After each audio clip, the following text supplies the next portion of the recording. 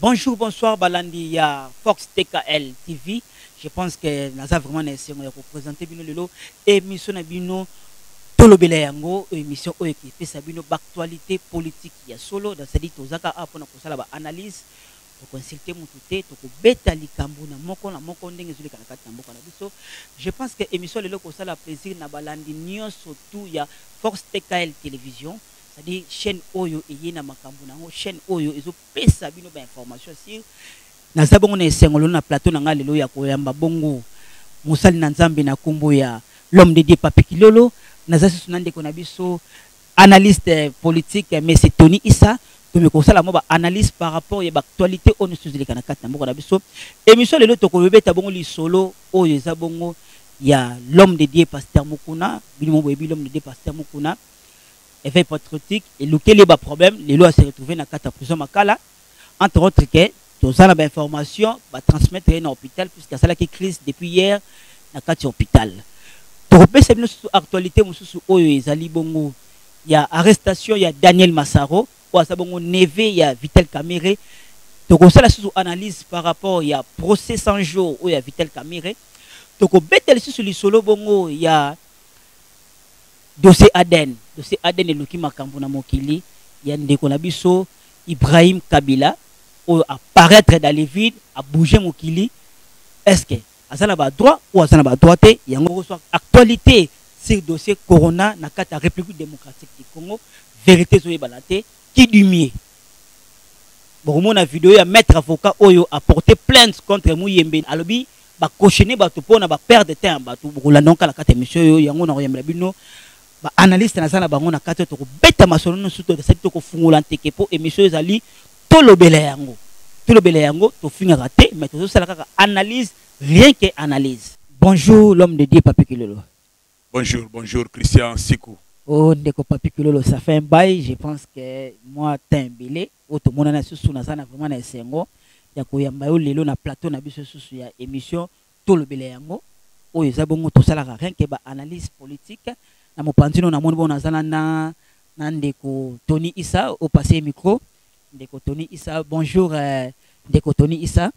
Bonjour Christian Tipo. Ndeko Tony Issa o azabongo analyste politique lelo ne tokobeta ne masolo o etali bongo tolobela yango o etokobomba te raison pour laquelle tozeli bino ndeko Tony Issa tant que homme politique l'homme de Dieu Papi Kilolo doit boito zalao pour contre donc tokobeta masolo nyo surtout alors un large to la vérité les gens ça bon on a plaisir les sous il y a ba téléspectateurs n'y tout balingaka Christian Tipo obo yeba kinga place na sala qui désormais na zolo bango avec force avec méchant mabe désormais oya linga ngai bolanda ngai na Sax Connect bolanda ngai na Fox TKL c'est-à-dire des chaînes on a bon ba actualité bo yoka il faut makamu ndenge na pesa ka ba émission na ngai maintenant bana bongo na ndeko Papi Kilolo dossier Pasteur Mukuna.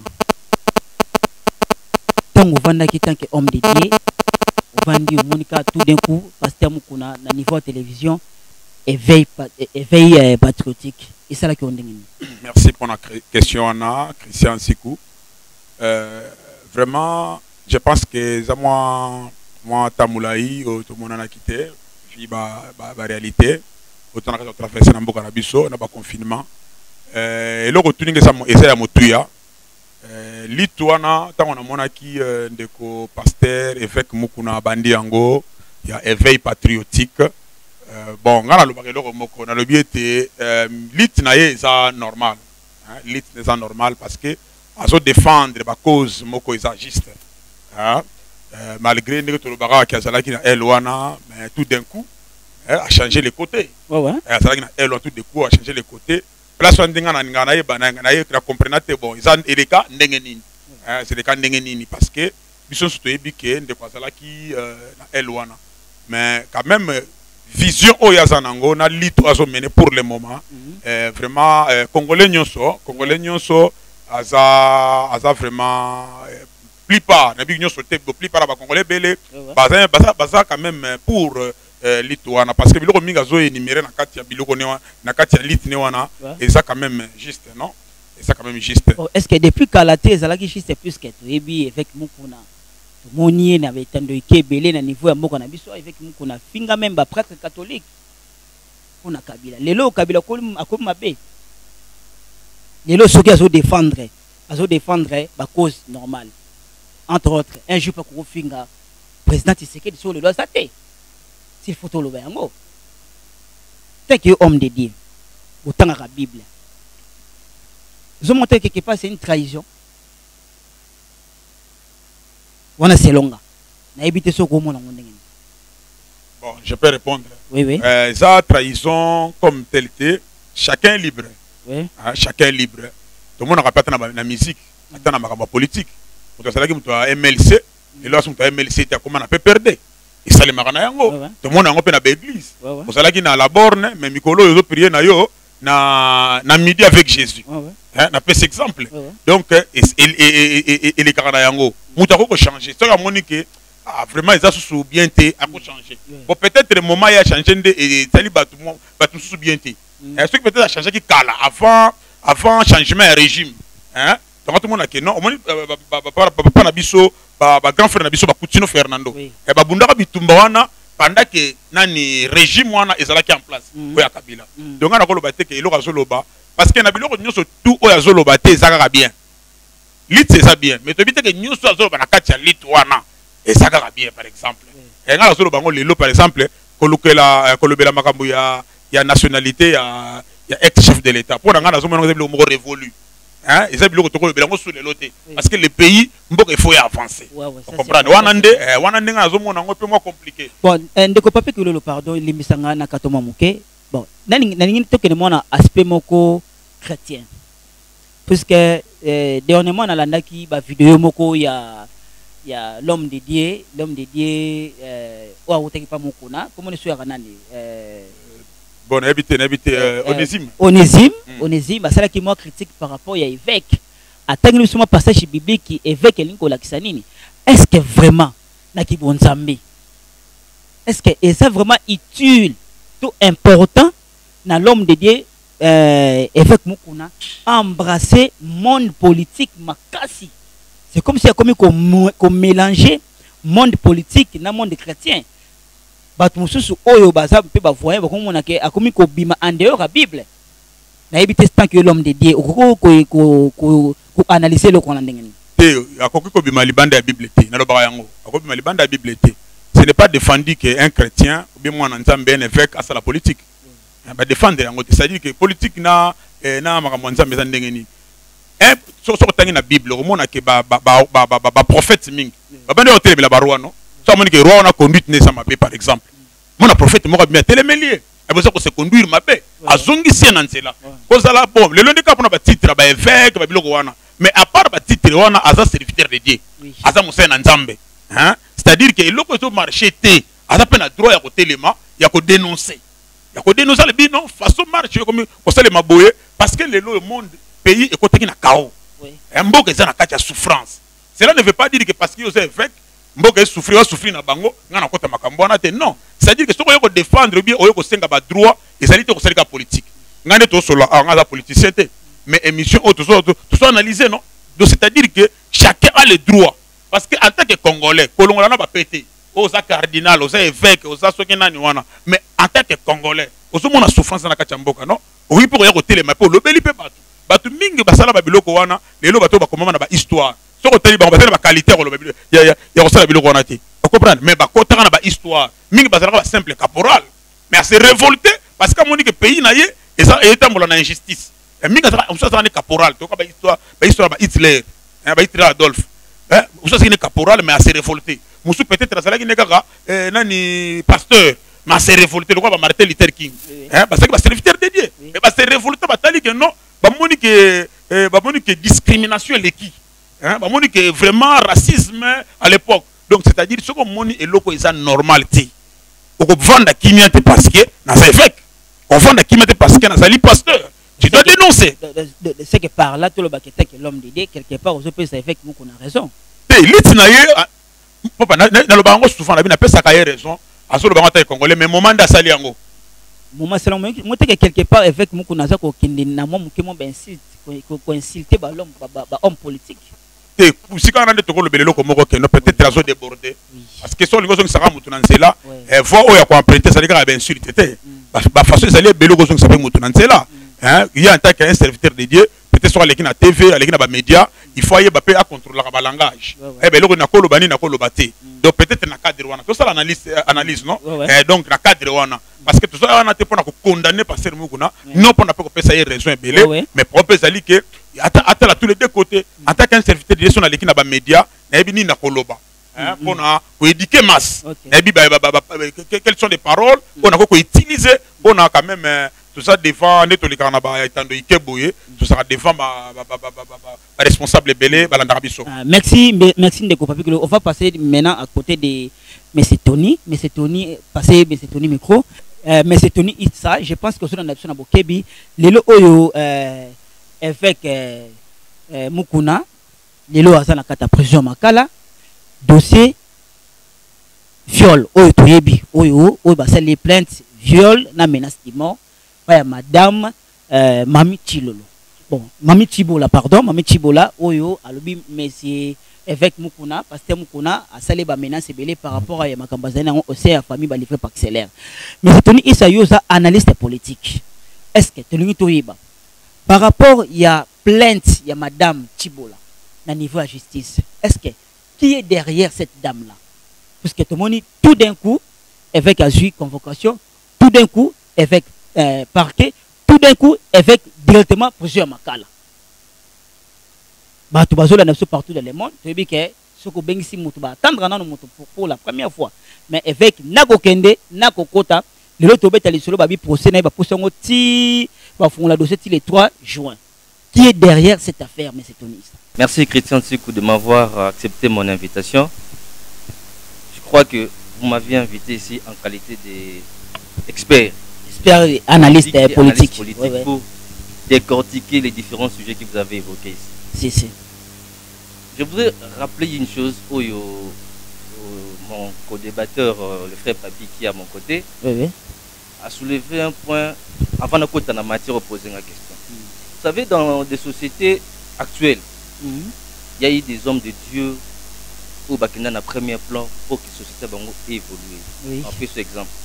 À l'époque où il y a apartheid, il y a eu des hommes comme des Desmond Tutu.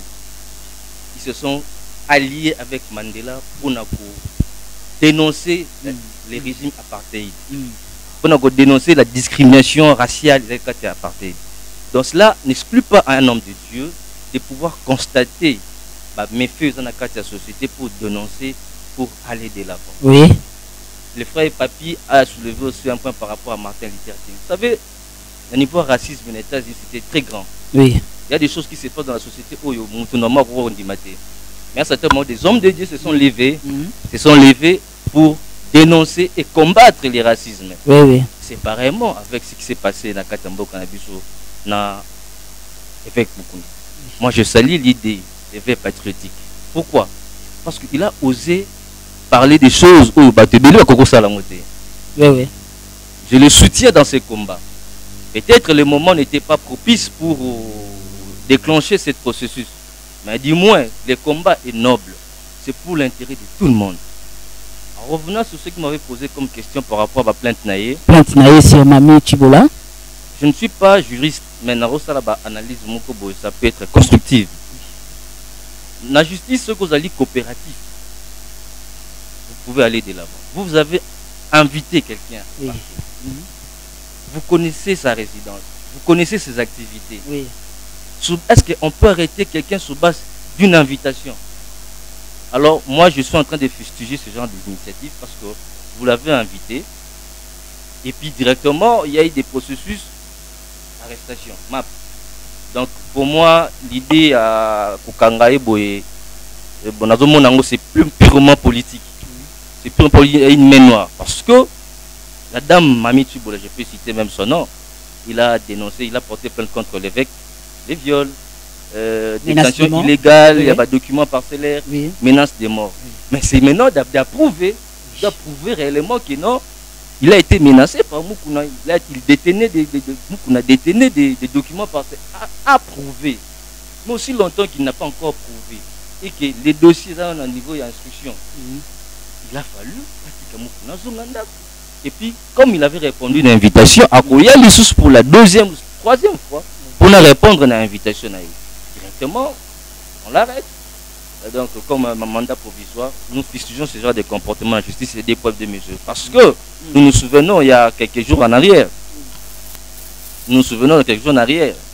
l'un des pasteurs qui est aussi, je pense que vous avez aussi développé ces sujets avec le frère Papi par rapport il y a dossier à pasteur Moïse Millie aussi. Oui, oui. Lui aussi apparemment il a été aussi invité au parquet.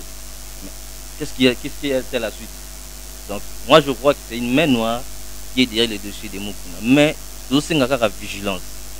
Vigilance n'a pas, il y a bateau bazou soutenir combat noble aux alliés patriotiques. C'est pour l'intérêt général de la bâtiment. Merci de Tony Issa. Je pense que les téléspectateurs ne sont pas vraiment na bokebi, mais dossier Mukuna o comme dossier vraiment très compliqué. Pourquoi? Hier, ils ont voix vocale moko et c'est partagé partout. Hier moko évêque Mukuna a tindi vocal wana que ba partager il était menacé na porte na ya cellule na ya prison vers 2h ba moko ba menacé. Pour la première fois, depuis la côté prison,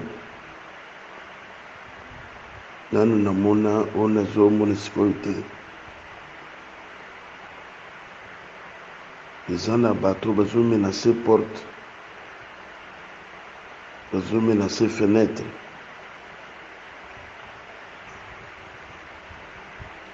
Pour transmettre un message. La Batunion, mon frère, comme qui est en ligne. Depuis le côté prison, Makala, nous avons une zone de sécurité. Les gens en présence, il y a battu. Il va forcer porte ming, fenêtre. Mais la fongolité. Donc les bateaux, ils ont senti que les gens ont fait la mon frère, ils ont tous en ligne, qui ont des messages partout. Je comprends pourquoi les bateaux, ils ont fait la tout qui n'a pas. Les gens ont battu, les gens en prison, c'est quoi, il y a ma recherche. Le message on a soutint, on de causer en ligne, tinte le baninga sikol, na 2h du matin, la zone a kimete na chambre place na sikol. Les alliés fait Pascal Mukuna. Nous avons tinte le message tout de suite. Je suis en danger.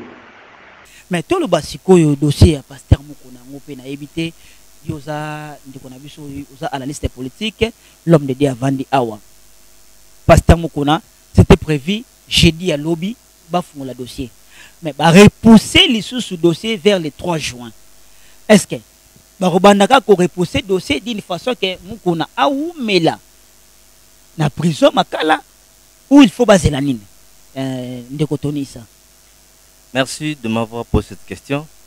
Christian Sigo, je n'ai pas encore des éléments, des informations par rapport à l'information au Pessinga, mais il y a dénoncé le Komoko.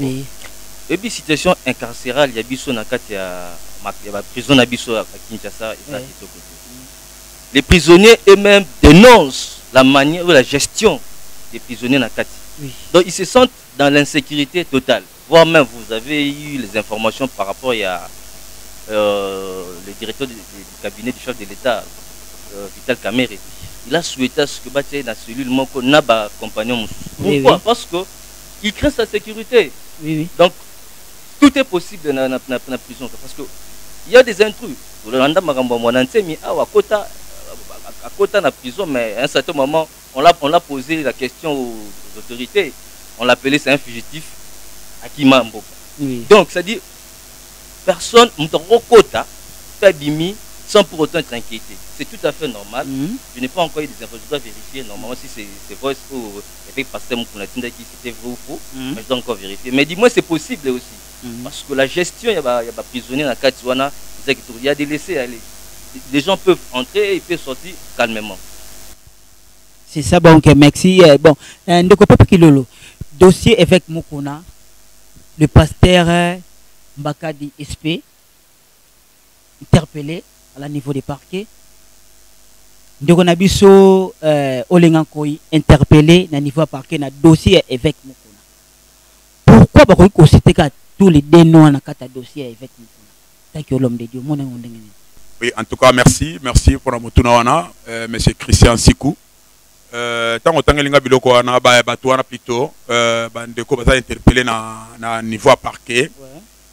Pour un dossier à Pasteur Moukouna, au lobby ça Pasteur SP Mbakadi na ndeko na biso papa na biso Olengankoi. Bon, vous savez, tout ça dans le monde mboka na biso na éviter ils sont impliqués en quoi?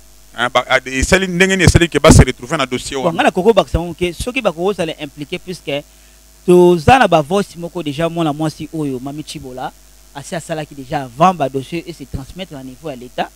Atangaki kombo ya mukonzi moko mukonzi ngo atanga ikombo te mais a cité ki kombo ya Pasteur SP Mbakadi na kati ya dossier wana raison pour laquelle to éviter on sait ya kati ya dossier yango ba interpeller bon yo na yo ki tongo yo oza yo na loba yo za homme de Dieu omoni ba tangi sur un grand homme de Dieu na kati ya dossier ya évêque Moukouna tant que l'homme de Dieu est-ce que zo mona te que quelque part bino boté ya biso bino o lesa biso liloba sikoyo le monde est comme à l'envers. C'est photo le bango. Beaucoup de chrétiens comme koyima yima. Kalamingi ta ezalaki pasteur Mozimbi. Dossier côté c'est lui même pas. Tout d'un coup paf. Pasteur évêque Moukouna. Ma vidéo est bimi. Donc mon banga la prochaine est la nani. Nakawana tant que homme de Dieu, okoki ko analyser mon ndengeni par rapport tant que l'homme de Dieu. Parce que ngana lingi mon émission to le bela yango eza émission ko to le baba vérité ko ça la porter ko ça la contreter bana nzambe ko mutuka na kata mitema na bango pona bino basali na nzambe on ko faiblir ba peuple de Dieu pona makambo o ezanga zanga tina oui bien sûr avec azala makambo na ya sali mais dossier wana ya step wana oyo ya évêque Moukouna tango yo vanda ki na ndako na yo au vidéo on est comme les qui battent surtout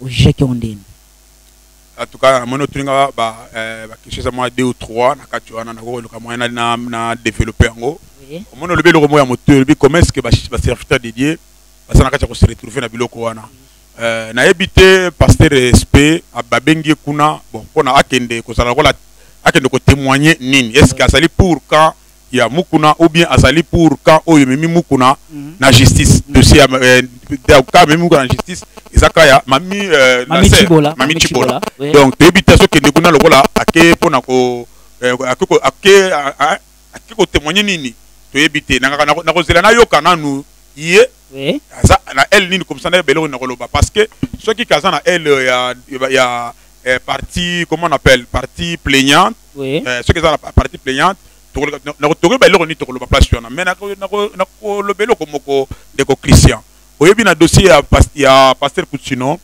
parce que pasteur Ngalasi na dossier ya frère de on biso Denis Lessi et ça peut la pasteur moko boye ba sitaka ye komone kiminga yi papa na biso moko kota nani c'est un serviteur de Dieu na elo na yeba pourquoi na dossier am sel na nzambe nyonso na mboka o ba saka musana nzambe biso na kati wana ndelo na ngina yeba eloko wana so ndelo ngina yeba ndeko na biso papa na biso SP ake kuna lokola ake ndenge nini ake ba invité ye pona aya ko témoigner nini côté ya Mami Chibola to côté ya pasteur Moukouna ndelo na yeba parce que souvent na ozomona so ba nuire serviteur de Dieu na mboka oyo ba ko utiliser serviteur de Dieu mususu c'est ce que j'ai toujours remarqué parce que c'est-à-dire quoi ba sentir faiblesse moko na elle na biso ba serviteur de Dieu on comprend donc moi souvent dans cette émission il y a des serviteurs et des serviteurs.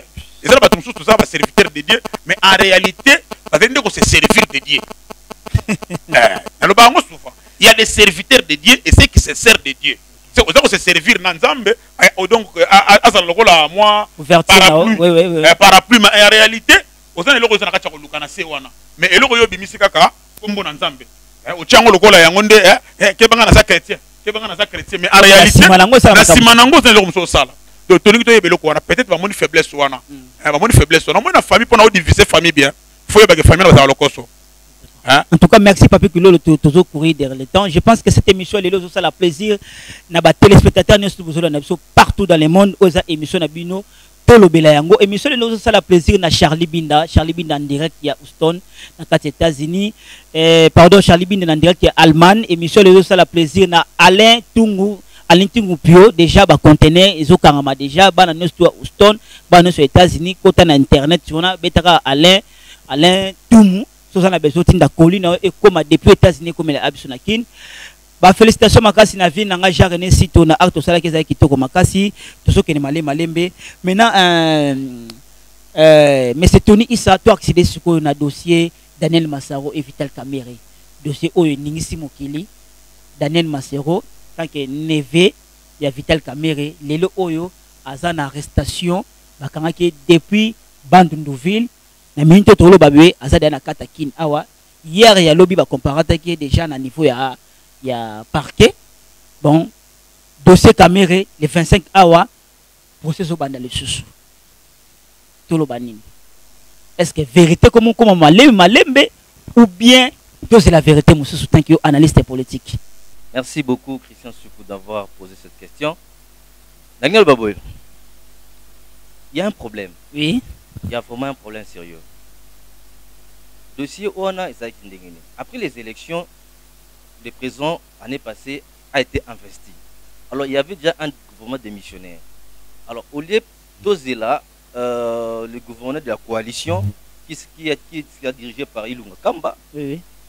Il y a eu des mois qui devaient se passer par rapport à la tractation, à la discussion entre FCC et CACH.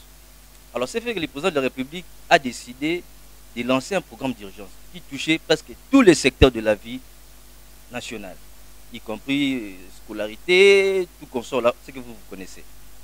Alors, par rapport aux principaux axes à se soulever, c'était la fabrication de la maison préfabriquée.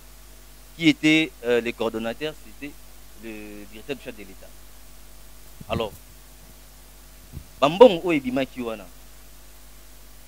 Na bakop ou salama kiwana na monsieur Massaro que je l'ai connu car dans le monde de la musique je l'ai jamais vu comme ça. Non, c'est un neveu à Vital Kamerhe.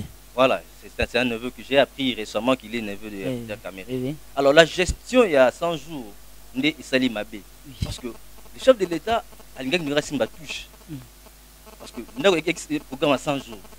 Après 100 jours il est qui 3 mois il est qui.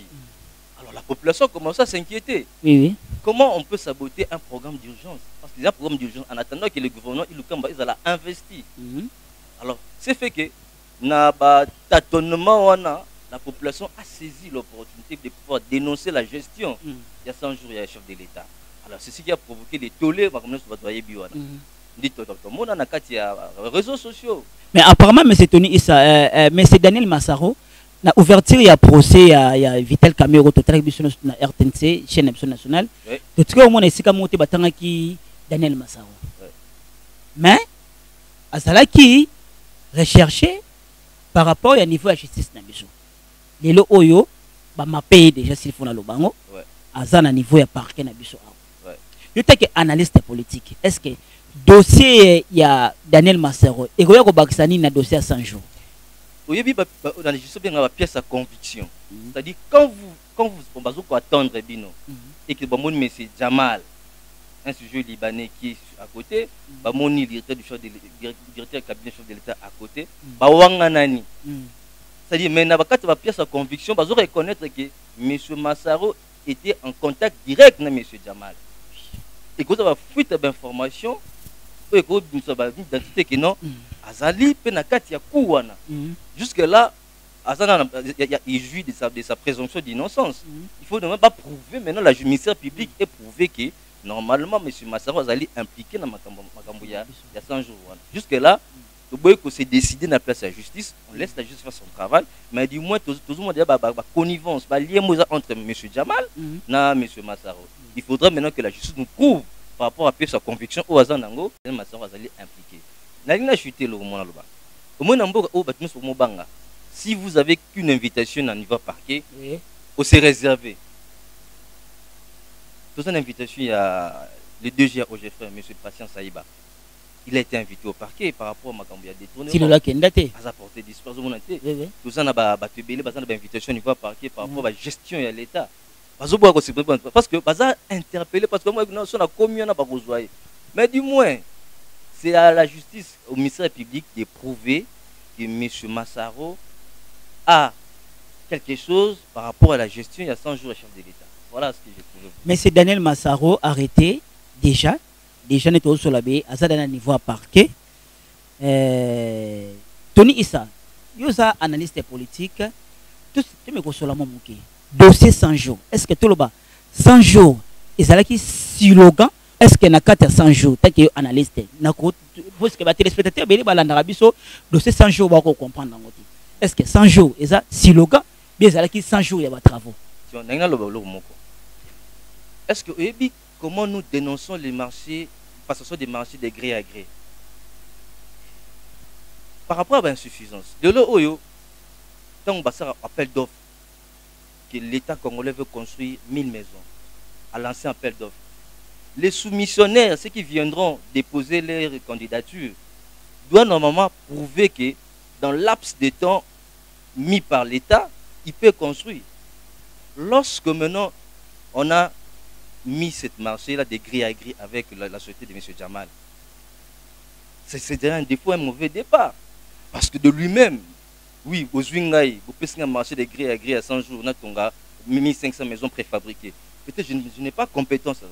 Mais s'il y avait appel d'offres, où il y a des différentes sociétés des Africains, il y a des tout consorts là, ils viennent soumissionner. Est-ce que vous êtes capable de nous construire à telle période? Oui. Mais ce qui n'a pas été fait. On a eu ces contrats avec la société de M. Jamal de gré à gré. Il n'y a eu pas appel d'offres. Il a discuté maintenant, s'est retrouvé, a commis maintenant, est-ce qu'on peut construire 1500 maisons à un mois? Il a maintenant de discuter. Qu'est-ce que maintenant, quand vous avez, on l'a posé la question sur le président, juste président. Je sais. Est-ce que M. Jamal, est-ce que vous connaissez les conditions de chef de l'État? Il ne comprenait pas la question. Rien du tout. Mais comment vous pouvez attribuer un marché de l'État à quelqu'un qui ne comprenait pas les programmes d'urgence du chef de l'État? Ça saboter les programmes du chef de l'État. C'est ce que nous dénonçons à la gestion de nos autorités. Voilà un peu, nous avons expliqué nos téléspectateurs qui doivent comprendre que la gestion à 100 jours, c'était mal parti. C'était mal parti parce qu'on a eu à traiter avec des partenaires de gré à gré. Il n'y a eu pas d'appel d'offres par rapport à ce qu'on a pour ça, mais ça, là, on est chef de l'État. Je pense que cette émission aujourd'hui va faire plaisir à tous les téléspectateurs au Bazola Nabiso, au Balingarabongo, Christian Tikou, autrement dit anti-choc, Mingi Mingi Nazomo Nabongo, Nakati, à Suisse, Bristaline Mwamba, joyeux anniversaire Margreta, et c'est les Kaki, Mingi Mingi Nazomo Nasubongo, Fallon Moussassa, Motema Ornella Moussassa en direct des États-Unis, Rachel Rey en direct de Londres, confinement de Makambo, et Monsieur le Logo Sala plaisir, na Tantine Christine Kiyambo, et Monsieur Gosala plaisir Bongo, na Jojo le Nord, c'est Jessica Kadang, les grands Kardashians. Un déco papier que Lolo, 100 jours de chef de l'État, bien sûr c'est un programme, mais beaucoup de gens, mingi mingi bateau basaliban n'a pas comprendre de ces 100 jours. Parce que 100 jours, oh Lolo, et Luki m'a révélé. Parce que 100 jours, tu veux 100 jours, ça 3 mois et demi, hein. 3 mois et demi, donc ça veut dire 3 mois et demi, bah, si bateau plus de 48 millions de dollars pour ça l'affaire à 100 jours. 100 jours raté et qui peuple congolais a fondé les miches. Bateau n'a pas arqué. Surtout au Vanda qui est mon l'homme de débat que le homoni, Batremisi, mais c'est Kamere, Batremisi, mais c'est Jamal, Batremisi, directeur de division, il y a cabinet, il y a chef de l'État. Babani Kouangana, la bango na bango.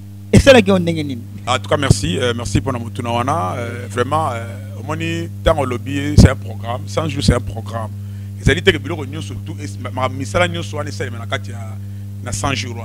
Et ça un programme. Et ça programme bien sûr, mais il faut faire attention. Moni tango bateau, ba yokaki 100 jours. Congolais c'est mystique hein. Yo promettre Congolais 100 jours. 100 jours comment compter l'eau de 100 jours. C'était 100 jours yango. Bat na prison. 100 jours c'est quoi kaloebi? Oui. Continue. Non, babilo mususu photo mesana na yango. Na lo ba yango souvent. Babilo mususu ba langage mususu photo mesana na yango. Et ça là babilo mususu tant ba lobby yango, c'est un programme. Loko la na kati ya programme 100 jours. Social les ali. Nan to bana babandi kuto yango te. Na kati ya programme 100 jours na. Ba sotu mutona. Ba sotu muton. Ça na kati ya programme 100 jours. Donc c'est un programme au balancé. Qui met na kati ya programme wana, et ça programme à chef de l'État au est en place. À lancer programme na ye. Tout le monde appelle de comme de on a biso auto kende de Kabila. À la ça programme il y a 5 chantiers. 5 chantiers oui. 5 chantiers. Mais 5 chantiers ngo ezani ni vodika chantier mais na kati 5 chantiers wana biloko ezebele ko salema. C'est juste un programme oh yo nani président Lansaki. Bon tout le monde bandeko na kati 100 jours wana bandeko se retrouver na prison, on soit se retrouver ba msusu ba fugitif ne ba benga bango. Kimi donc c'est un peu ndenge tout ce qu'on a kati mboka. Bon faut te eloko moko ndeko Christian. Omoni batu mingi tango oyo régime ya président Félix Ebandi. Batu mingi baotekana na moto à faire. Na ben moto à faire. Moto à faire nene. Il va se débrancher. Mais écoute tumba yo pe. Écoute repasser pe là. Écoute repasser pe le boko ya chemise. Moto à faire, c'est-à-dire quoi? Batu baotekana na mentalité, baotekana na régime oyo ya oyo tekoleka. Bakoti na mbala moko na makambo ya bakoti na programme 100 jours.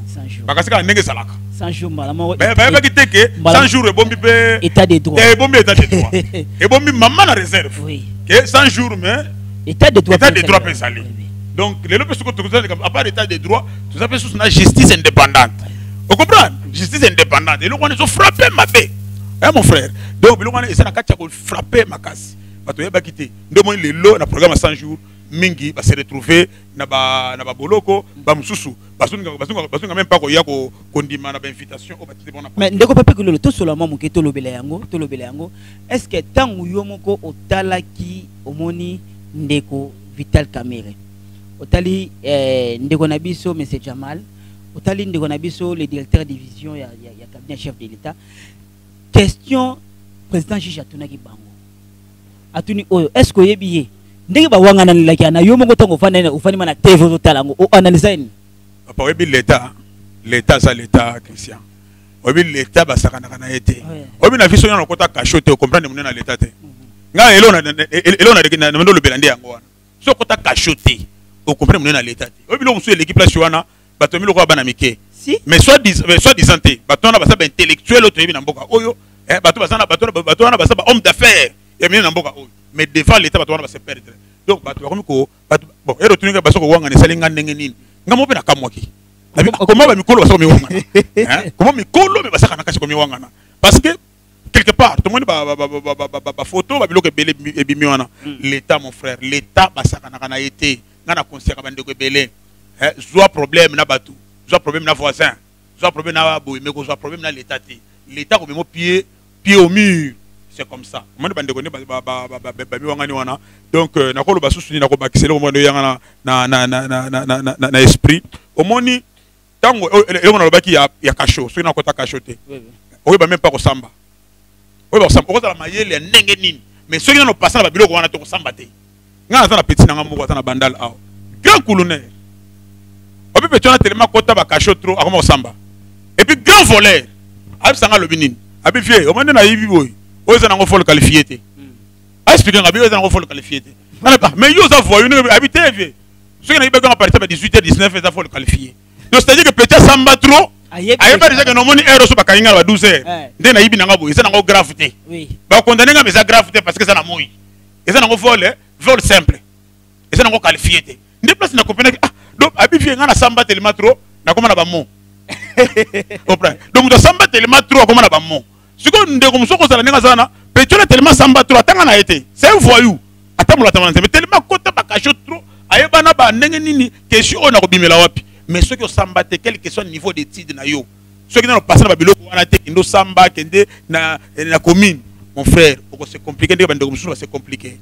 Merci de papier que le comme vraiment cochiter na émission na biso. Je pense que émission le lozo ça la plaisir mingi na Christian Soumaël moi na Matimba Christian Soumaël balobi l'ingratitude était condamnable.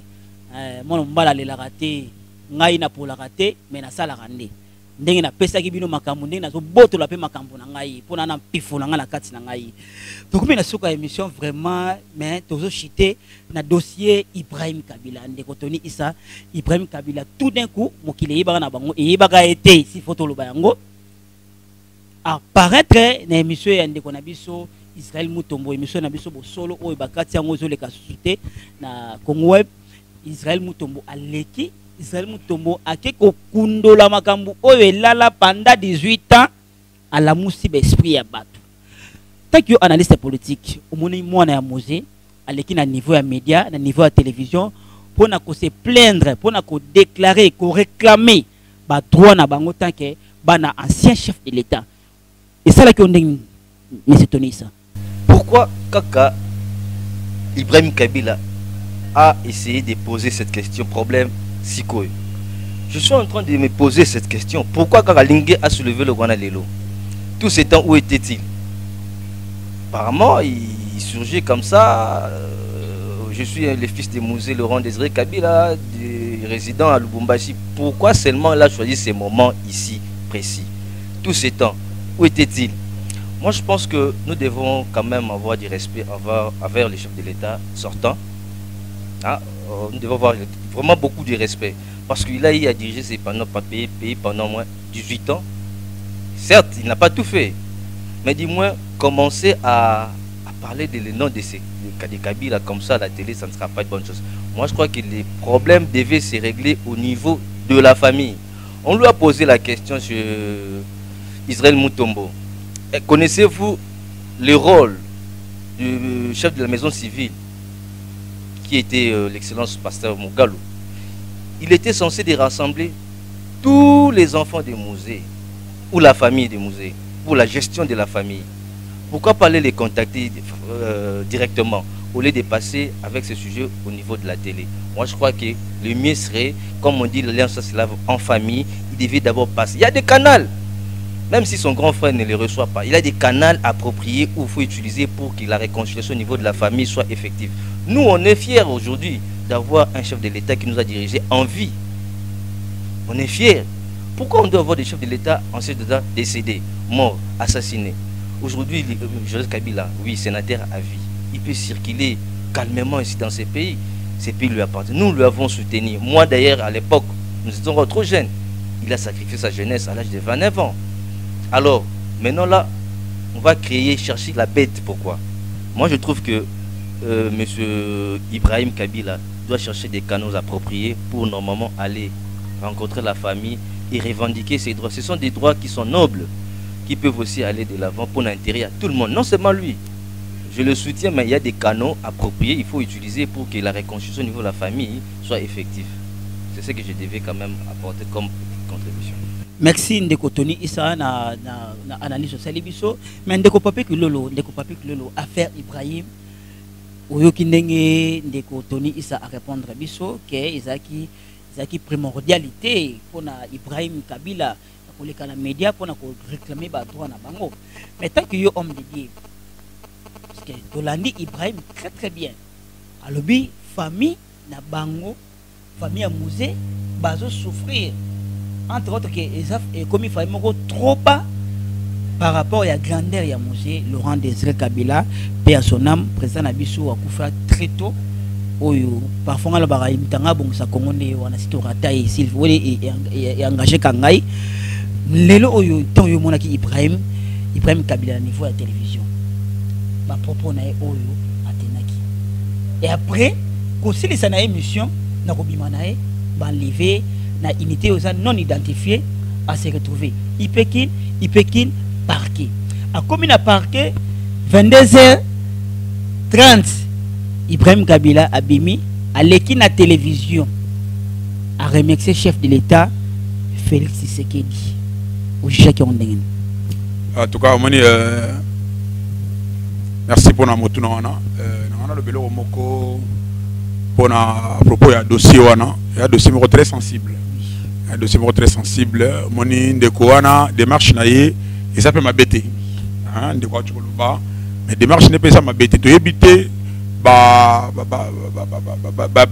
sala nini ba démarche ni ba sala pona ba kutana peut-être na famille mais peut-être occasion pesa melaki bangote ndo mon de kwana pe aleki mbala moko na média okalo ba réunion se régler na média ti musu pe se régler en famille nakati andako ezalaka nango etango ye pa aleki na média aleki boto ebité ba démarche ya salaka avant oya salaka peut-être ba fongola ka opportunité ndo moni amoni nzela mukuse yango yo moni ba tebele lelo to na système ga moko ceux qui m'a marché yo moni ndire bonne ke boité na leki la TV pour na ke kolobela yango peut-être pesa idée moko ya malamu te mais lelo yo komona ndeko wana nga nazoloba elo azo sala pe eza nango mabete ko réclamer ba droit elo nga nazo déplorer na kati wana ezali ne makambu ya kolinga koyeba ba ADN mwana non combat wana eza déjà révolu combat wana to so l'équipe biloko wana tu vois ce matin koyeba te gazali mwana obi mwana te atukanga elo wana ya arrangera te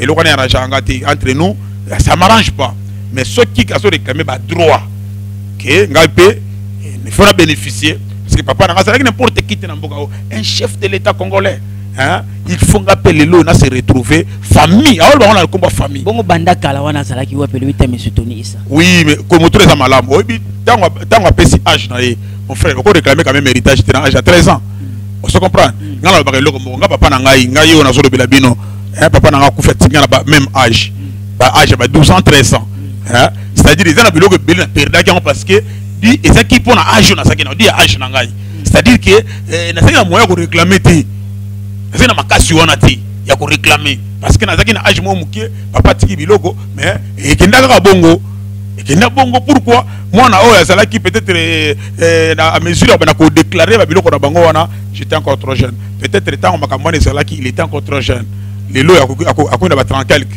à mon pays na ko mobali non même Yesu abani ministère na 30 ans et tout temps on a Bible non pour na Yesu kala no so na bandaki ministère te à celui à 30 ans donc c'est-à-dire que dans biloko mususu il faut tala que bon na comme sur na âge à koloba na comme na âge à se défendre d'après le papa Kilolo quelque part tolo ba que ndeko na biso Ibrahim acte ya salaki quelque part ça la moi raison acte na habité acte toujours bela acte nini acte ya koleka na média ya ko exposer famille parce que c'est une exposition ya famille ya chef de l'État ou ya salaki wana bon acte ya koleka na TV ya koleka na TV na habité na kolobela wana dévolé na lobi yango parce que sur la ndenge mission même ndeko na biso Israël Mutombo ameka mo mke ko pesa ye conseil c'est conseil na kata plateau c'est ezala makambo susu na famille ba traiter ngo boyete na niveau média mais c'est comme si le monsieur il était vraiment en colère ya ko lo makambo lobaki bon to yebité bon na biso na répondre déjà to yebité ceux qui yepeni asali wana moni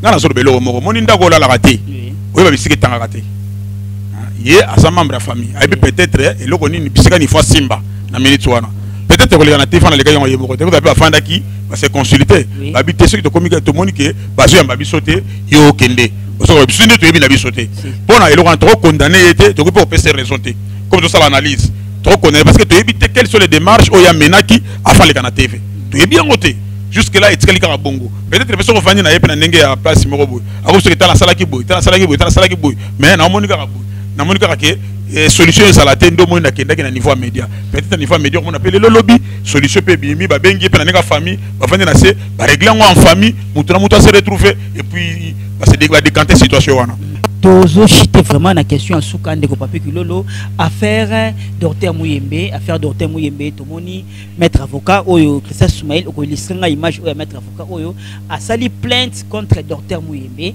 par rapport, il y a tout, il y a cas, il y a bateau, baza contaminé na coronavirus. Les experts chinois, Obaya, qui a examiné bateau, Monica, 113 personnes, Oyo, baza contaminées par rapport, il y a virus au corona.